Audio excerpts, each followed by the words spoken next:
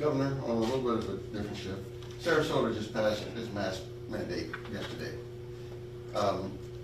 Do you anticipate more school districts doing this, and what's your reaction to this?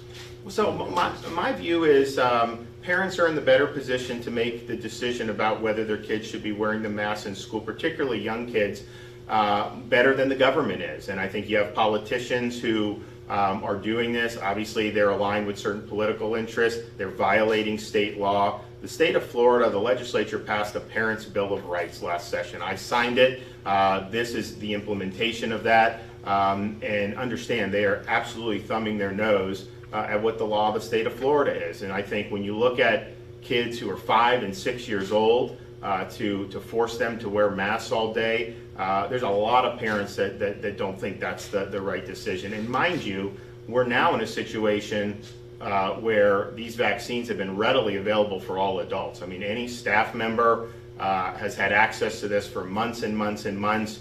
And then last year, obviously, that was not available yet. But even last year, we had a number of our school districts that did not impose this requirement. The results were there was no discernible difference across districts based on this policy. And I just worry about particularly these young kids having to do this. And the question is when does it end?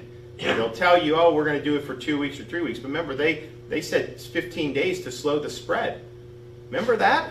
15 days? Then it became, well, no, we don't have vaccines, so you got to mask and lock down until vaccines. Now in Florida, we obviously didn't believe that was the right thing. We believe we had to empower people, lift them up, not lock them down, and get them to work, get them in school. Nevertheless, vaccines come out readily available now, and you have people saying, well, even though you have anyone who wants a vaccine, adult, just go to CVS, go to Walgreens, you get it free, no problem.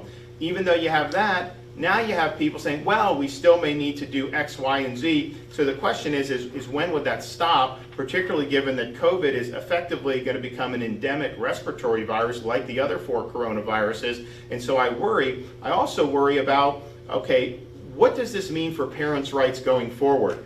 COVID, if you look at the hospitalizations, if you look at the mortality, is lower for pediatrics than most influenza seasons, and certainly compared to like an H1N1, which Biden was vice president, they weren't forcing the kindergartners to wear masks for H1N1. That was much, much more lethal for young kids. So the question is, if you're forcing this now, if you're taking away parents' rights now, what's going to happen in future respiratory seasons if we have flu, other things start to do. So I just think that the parent really needs to be the one that is making the decision, and I think that's the better way to do it. Fortunately, most places in Florida, of course, following the law. Others aren't, but some people have their different things. I mean, look, there's no doubt about it.